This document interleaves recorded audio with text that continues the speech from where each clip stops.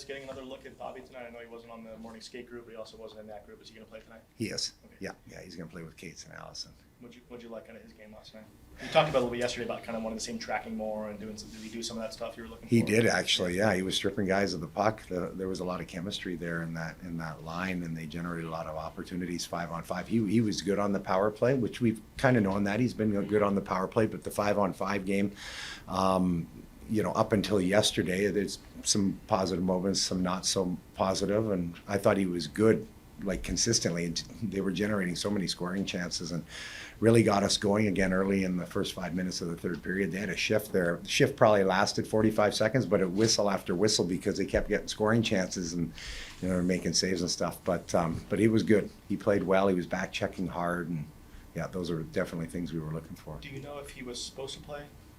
Was that the plan, or I know Lappy's answer to this question is usually I'm not told these plans, but yeah, I don't know. Okay. Yeah, I don't know. You mentioned that he's going to play with Cates and Allison. Does that mean that Tuamala jumps up with Couturier and Konechny? I think Torts said you guys wanted to give him a look in the top six. No, Fury's going to play up there. Okay. Yeah.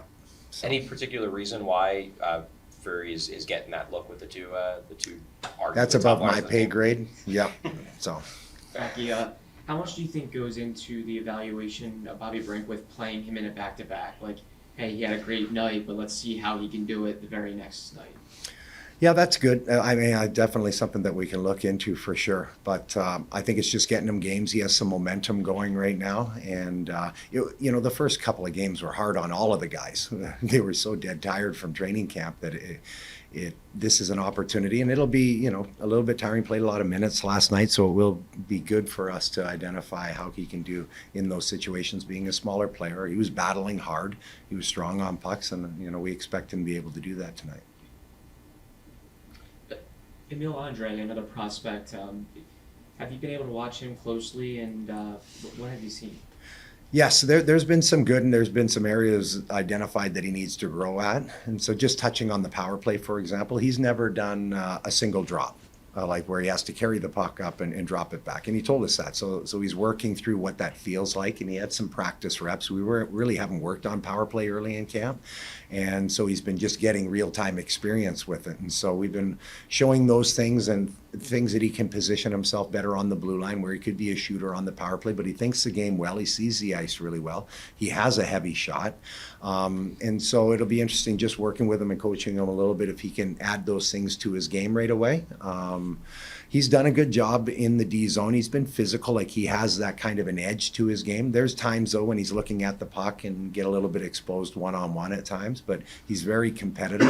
And so those are things that can be corrected over time.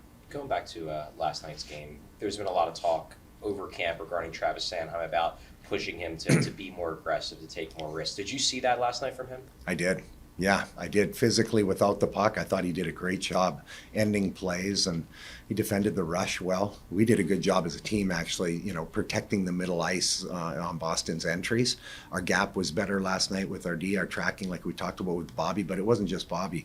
We were really working together to nullify that. And Sandy he had a really good game. He played a ton of minutes. I think that is a confidence when you're stronger. That you start to see it pick up parts of your game that are not just defensively, but offensively. You see him work the line. I thought he did a really good job on the power play too. He carried the puck up well. He worked the blue line good.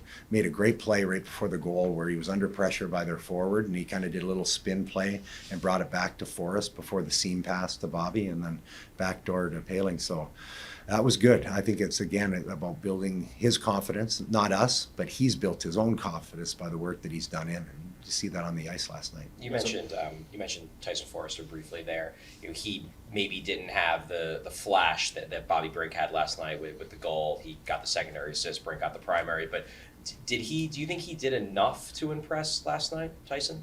I think the last couple of games he's fought the puck a little bit, things that he can execute. You know, he kind of bobbled a few things. Sometimes it's like bad luck, bad ice, and then sometimes it's like, no, you have the puck on your stick and he could make the play.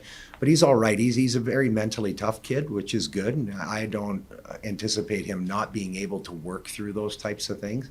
And again, it was a very hard camp for him too. And I think he's getting his legs back underneath him right now. I thought he looked better in certain areas that way as well. I think he's a very smart player. So was he executing at the highest level of his capabilities? Not at all. Like he can execute at a higher level, and I don't anticipate that he won't be able to get that back in his game. You guys have pretty much been rolling lines a bit. And was it the plan yesterday to have Travis play that many minutes? Was it like Travis' specific plan? Let's see how he handles this physically. With Sandy? So yeah.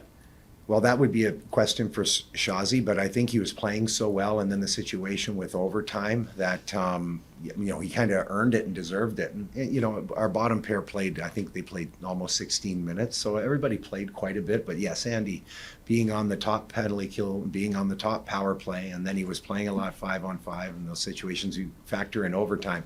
It was great for him and for us to see how he could handle almost 30 minutes of ice, and he handled it really well. Sanheim took the lead on that pair in terms of making the aggressive reads, jumping up. But did you like what you saw from Igor Zamol in his first game too on that pair? Yeah, I thought he did a lot of good plays with the puck. The thing that Z has to do better is he's got to have better gap.